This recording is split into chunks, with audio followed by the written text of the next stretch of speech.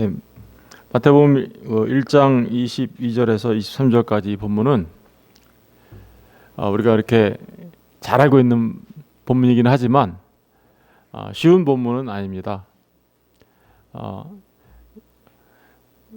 사실 이 본문 때문에 여러 가지 이렇게 논쟁이 있어요. 그래서 굉장히 많은 여러 가지 논쟁이 있는데 그 논쟁들을 지금 여기서 다 살펴볼 수는 없어요. 사실 이게 첫 번째 논쟁이 이게 천사가 한 말이냐 아니면 마태가 예수의 이름을 설명한 거냐, 화자가 과연 누구냐, 이런 논쟁도 있고요. 또 이 보라, 처녀가 잉태하여 아들을 낳을 것이요 그의 이름은 임마누엘이라 하리라 한 이게 이사야 선지자를 통하여서 선포되어진 말씀인데, 이 말씀이 이사야 선지자가 이 말씀을 선포할 때 실제로 있었던 일이냐 아니면 그때는 없었지만 예수님에 의하여서만 일어나게 될 거냐라는 등등의 문제, 다시 말하면 이걸 모형론적으로 봐야 될 건지 아니면 예견, 그러니까 예언한 거에 대한 말씀으로만 봐야 되는 건지 등등에 관한 문제, 그리고 처녀라는 말에 관한 해석, 처녀가 이제 일반 처녀냐 정말 동정녀냐 뭐 이런 등등의 여러 가지 그 논쟁들이 있습니다. 근데 그런 논쟁들을 지금 우리가 다 살펴봐야 될 거는 아닌 것 같고요. 오늘 이 말씀이 주는 의미들을 그냥 살펴보는 방향으로만 오늘은 말씀을 나누도록 하겠습니다. 오늘 이 말씀이 보여주는 것처럼 이 모든 일이 된 것은 주께서 선지자로 하신 말씀을 이루려 하심이니, 이 선지자가 누굴까요? 그러니까 이사야 선지자겠죠. 그 이사야 선지자가 23절의 말씀을 했다라는 거예요. 보라, 처녀가 잉태하여 아들을 낳을 것이요 그의 이름은 임마누엘이라 하리라. 그러니까 마리아 동정녀에게서 태어나시는 예수 그리스도에 관하여 이사야 선지자가 예언을 했는데, 그 예언이 지금 지금 마리아에 의해서 성취되어지고 있는 것이다라는 것을 지금 마태가 말하고 있다라는 의미죠. 그렇다면 도대체 이사야 선지자는 왜 갑자기 이런 얘기를 하게 되었을까? 우리가 이 이사야 선지자가 말했던 그 이사야 선지자가 당시에 말했던 우리 배경으로 돌아가 봐야 이 의미를 알 수 있겠죠. 그래서 한번 우리 이사야서 7장으로 가보겠습니다. 이사야서 7장으로 보시면 7장 14절이 그 말씀인데요. 7장 14절 다 같이 한번 읽어볼까요? 시작. 그러므로 주께서 친히 징조를 너희에게 주실 것이라. 보라, 처녀가 잉태하여 아들을 낳을 것이요 그의 이름을 임마누엘이라 하리라. 그러니까 이 말씀을 지금 우리 마태복음에서 이 말씀이 선지자가 한 말씀인데 이게 이제 이루어지려고 동정녀인 마리아를 통해서 예수님이 태어나신다라는 걸 지금 얘기하고 있는 거잖아요. 그러면 이 말씀의 의미가 무엇인지를 알아야, 이 이사야서에서 이 말을 하게 된 배경들을 알아야 우리가 그 마태가 말하고 있는 그 의미를 알 수 있을 것 같잖아요. 그래서 이 말씀을 지금 잠깐 그 배경들을 한번 우리 살펴보도록 하겠습니다. 7장 이사야서 7장 1절을 잠깐 보세요. 우시야의 손자요 요담의 아들인 유다의 아하스 왕 때에, 그러니까 이게 보니까 아하스 왕 때에 일어난 일이네요. 그죠? 왕 때에 아람의 르신 왕과 르말리아의 아들 이스라엘의 베가 왕이 올라와서 예루살렘을 쳤으나, 그러니까 아람의 르신 왕이라는 것은 이제 다메섹 쪽에 있는 그 아람 왕을 말하는 거고요. 그리고 이스라엘의 베가 왕이 올라와서, 그러니까 이스라엘은 어디예요? 북이스라엘, 남북이스라엘로 갈라질 때 북이스라엘을 말하는 거죠.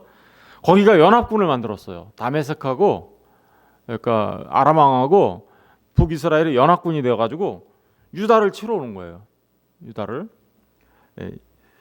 예루살렘을 쳤으나 능히 이기지 못하니라. 어떤 사람이 다윗의 집에 알려 이르되 아람이 에브라임과 어떻게요?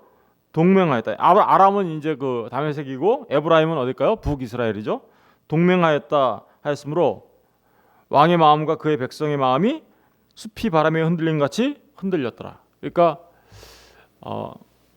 아람 왕하고 북이스라엘 왕이 둘이 연합군을 만들어서 지금 남쪽 유다를 공격해 오려고 하는 그 소식이 들려왔어요. 그랬더니 백성들의 마음이 어떻게요? 숲이 바람에 흔들린 같이 흘렸다. 왕의 마음은 어땠어요? 똑같아요, 그죠? 왕의 마음도. 이 왕은 누구예요? 예, 아까 말했던 아하스 왕이에요. 이 아하스 왕은 굉장히 악한 왕입니다.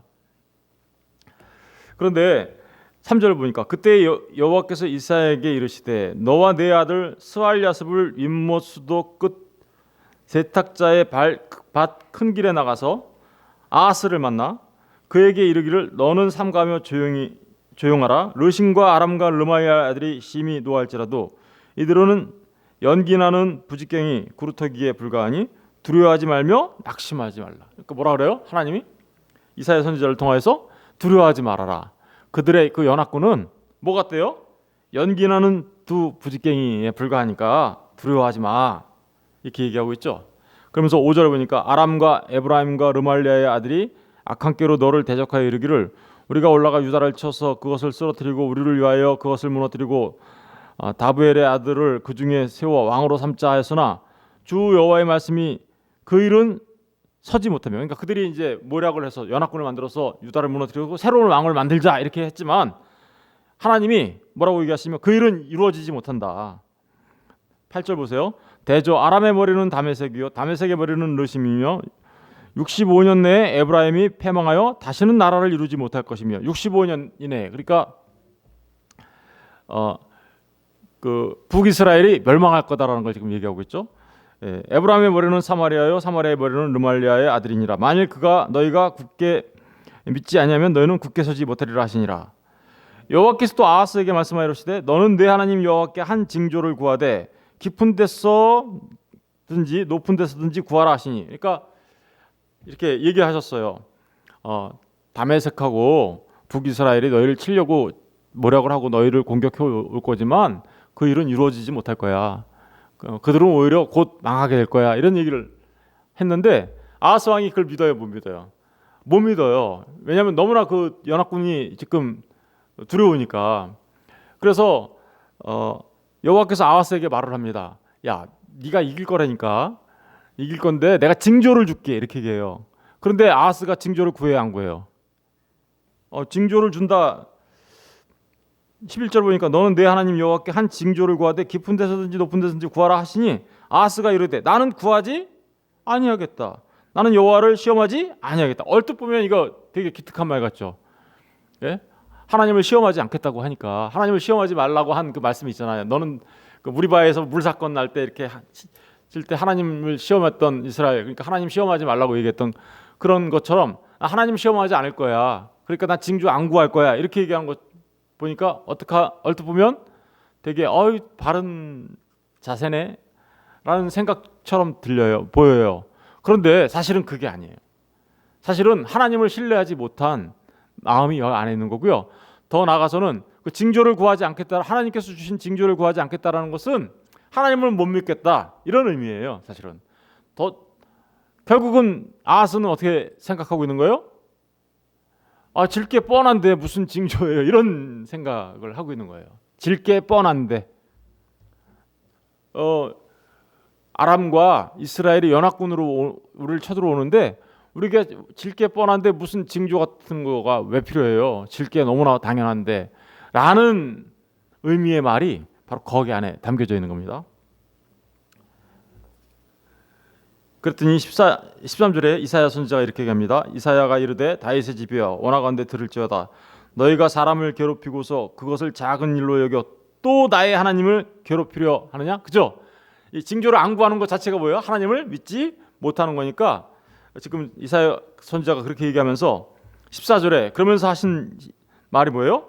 그러므로 주께서 친히 징조를 너희에게 주실 것이라. 보라, 처녀가 잉태하여 아들을 낳을 것이요 그의 이름을 임마누엘이라 하리라. 그러니까 아하스가 난 징조 따위 필요 없어, 질게 너무 뻔한데 라고 하면서 하나님을 믿지 못하는 그런 모습을 보이고 있을 때 이사야 선지자가 지금 7장 14절의 말, 처녀가 잉태하여 아들을 낳을 것이요 그의 이름을 임마누엘이라 하리라 한 이 징조가 내가 이 징조를 보여줄게 라고 얘기한 거예요.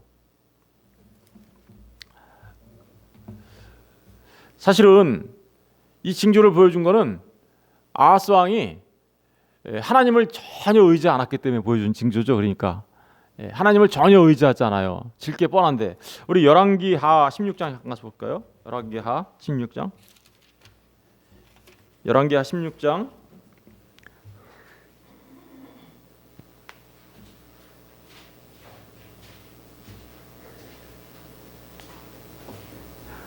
16장 7절과 8절을 보세요. 7절과 8절 다 같이 한번 읽어볼까요? 시작. 아하스가 아수르 왕 디글랏 빌레셀에게 사자를 보내 이르되 나는 왕의 신복이요 왕의 아들이라. 이제 아람 왕과 이스라엘 왕이 나를 치니 청하건대 올라와 그 손에서 나를 구원하소서 하고 아하스가 여호와의 성전과 왕궁 곳간에 있는 은금을 내어다가 아수르 왕에게 예물을 보냈더니, 이 아하스는 이 전쟁에서 어떻게 이기려고 하고 있어요? 원군을 요청하죠. 누구한테? 아하스가 누구한테 원군을 요청해요? 아수르 왕한테. 그죠? 디글렛 빌레셋에게 사자를 보내서 그리고 예물까지 보내죠. 여호와의 성전과 왕궁 곳간에 있는 은금을 보내가지고 우리를 좀 도와줘라고 하고 있죠. 그러니까 아하스는 하나님의 말씀을 믿기보다는 어떻게 하고 있어요? 세상의 힘을 이용해서 이 난국을 해쳐볼까 이렇게 생각하고 있는 거죠. 그러니까 징조를 구해라고 이사야 선지자가 얘기했지만 하나님을 믿지 못한 그는 세상의 힘을 이용하여 이 난국을 해쳐보겠다고 그렇게 하고 있는 거예요. 그럴 때 주신 징조가 뭐예요?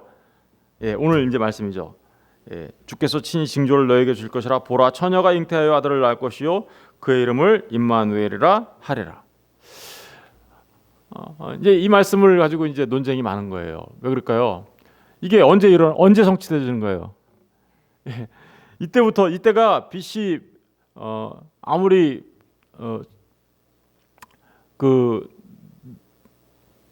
늦어도 BC 734년 전, 약 한 800년 전이거든요. 750년경. 그러니까 그 예수님이 탄생하기 전 750년 전, 734년 전. 근데 일이 예언된 거잖아요. 그럼 이 말이 언제 성취돼요? 거의 750년 이후에 예수님 탄생으로 성취되어지는 거잖아요. 근데 그게 아하스에게 어떻게 징조가 될 수 있을까요? 그러니까 이제 이것 때문에 논쟁이 많은 거죠. 이게 실제로는 그때 당시에도 이런 일이 있었는데 그게 모형이 돼가지고 나중에 성취된 거야 이렇게. 아니야, 그때는 이런 일이 없었는데 예수님이 이 땅에 오실 것에 대한 예견으로서만 역할을 하고 있는 거야 이렇게. 이런 논쟁들이 많이 있어요. 모형론이든 예견론이든 사실은 저희에게 정말 우리에게 주시고자 하는 정말 중요한 메시지는 뭐예요? 이 메시지를 한번 생각해 보세요. 아하스가 이 전쟁에서 지금 두려워하고 떨고 아수르에게 지금 원군을 요청하고 있는 그런 악한 상황 속에 있는데 이것을 통해서 징조가 되게 하셨다? 무슨 의미가 있을까요?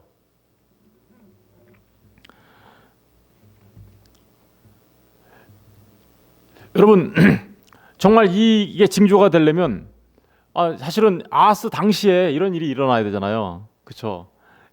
그래야 이게 징조가 아하스가 그렇구나, 이게 하나님이 나에게 이런 징조를 주셨으니까 정말 우리가 이기겠구나 이렇게 생각할 텐데 이게 750년 지나서야 이루어지는 거잖아요. 그러니까 무슨 이게 징조가 되겠어요?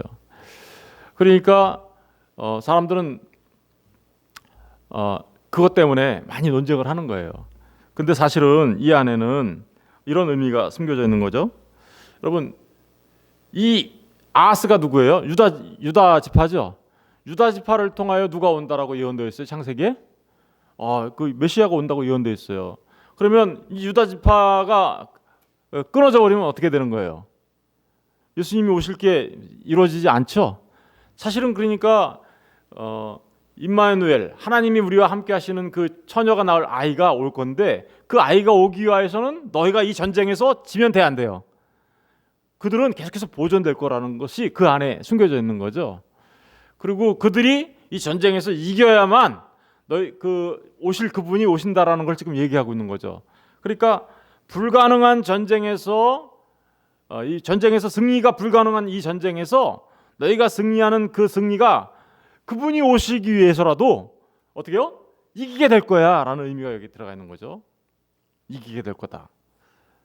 800년 후에 일어나게 될, 약 750년 후에 일어나게 될 그런 징조들이 일어나기 위해서는 지금 이 상황 속에서도 너희들은 그 지켜지고 보존될 거야. 불가능한 전쟁에서 승리하게 될 거야 라는 것을 말하고 있는 거죠.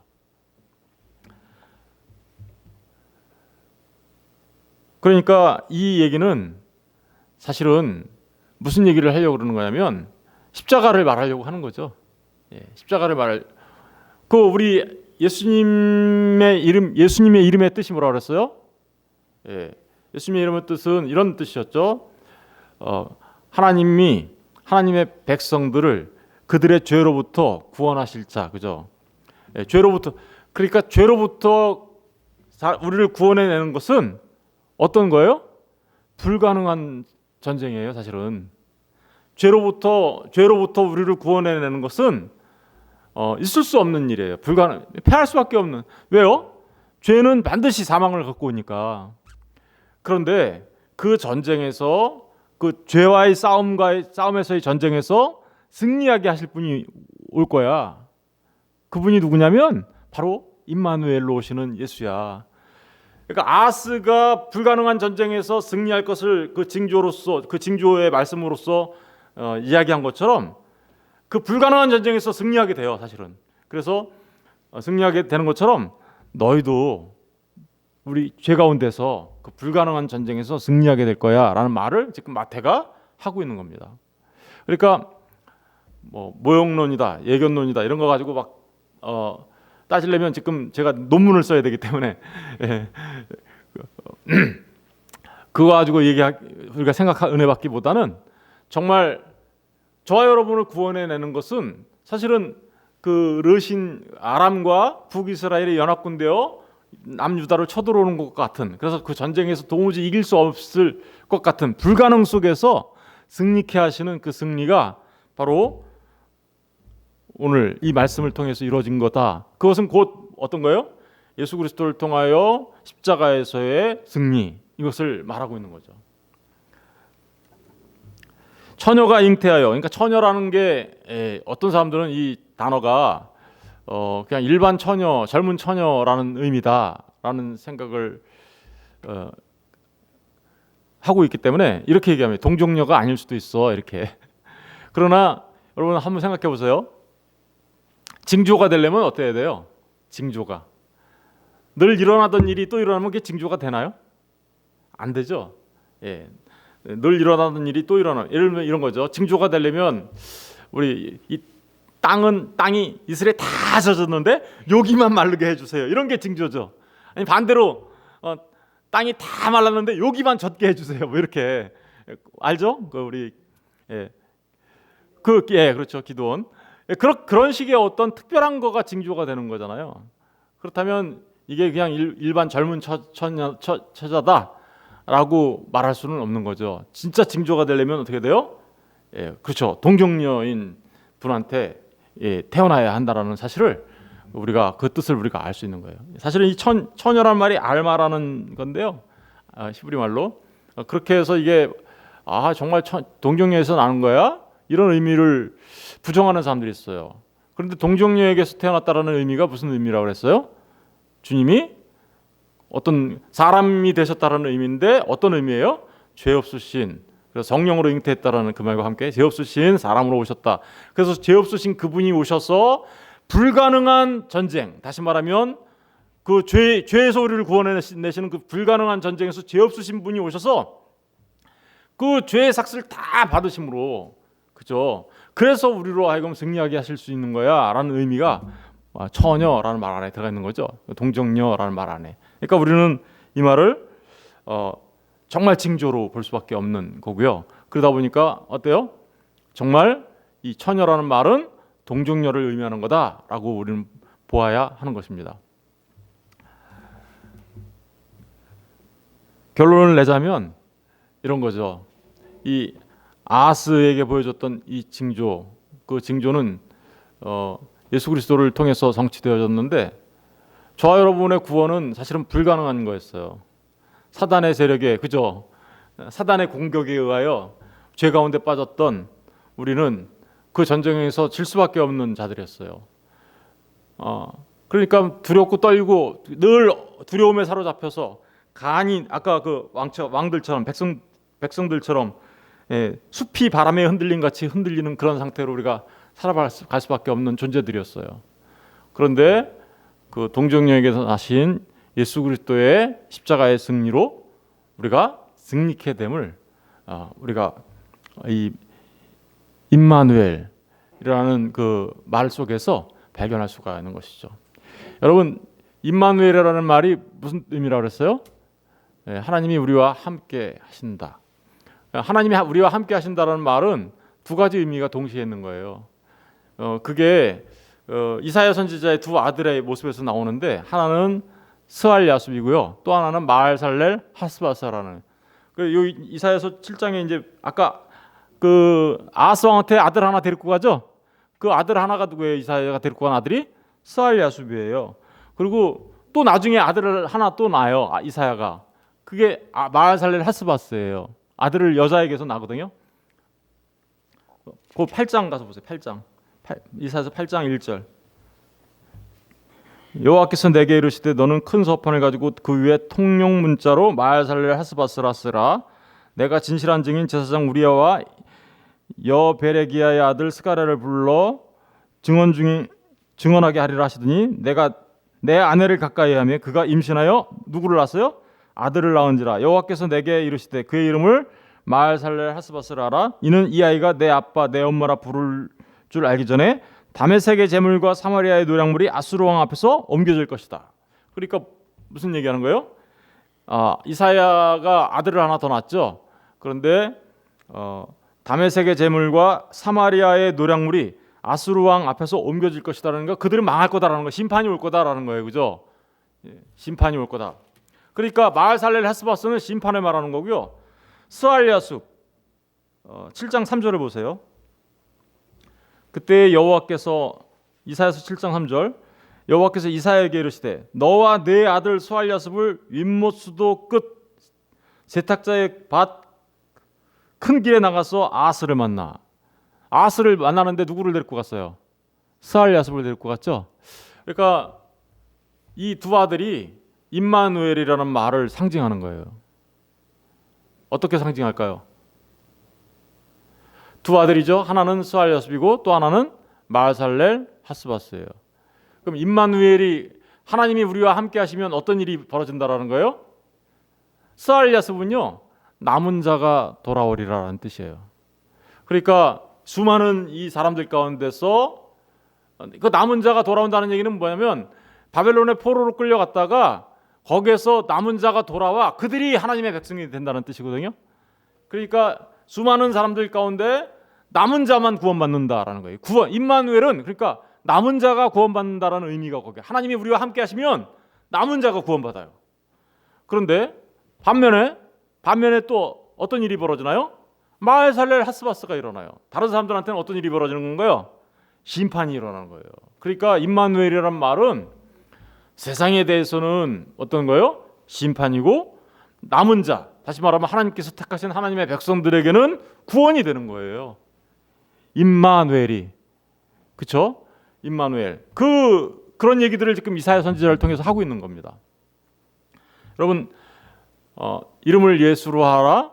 그가 처녀가 잉태의 아들을 낳으리니 그가 임마누엘이다. 이렇게 얘기하는 그 임마누엘은 바로 남은 자들의, 저와 하나님의 백성들에게는 구원이지만 그렇지 않은 자들에게는 심판이 될 거다라는 의미가 그 안에 있는 겁니다.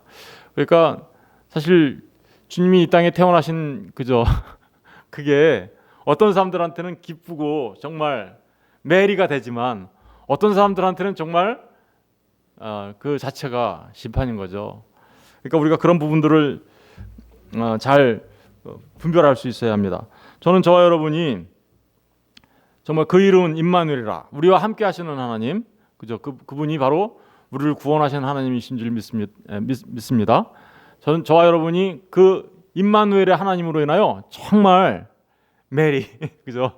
메리 즐거운 그러한 하나님의 백성으로 세워져서 주님이 우리와 함께하는 그 자체가 우리에게 즐거움이 되고 기쁨이 되는 그런 사람들이시길 주의 이름으로 축원드립니다. 그렇지 않은 사람들한테는 다 뭐가 되는 거예요? 마살렐 하스바스 심판이 되는 거예요. 예. 그러니까 우리가 이런 부분들을 잘 기억하시고 하나님께서 우리에게 이루신 그 구원은 불가능한 거였는데 하나님이 오셔서 가능케 하셨고 그 가능케 하신 걸 통해서 우리가 구원받아 우리에게는 너무나도 놀랍고 큰 축복이 되고 즐거움이 된다는 사실을 아셨으면 좋겠습니다. 예, 기도하겠습니다.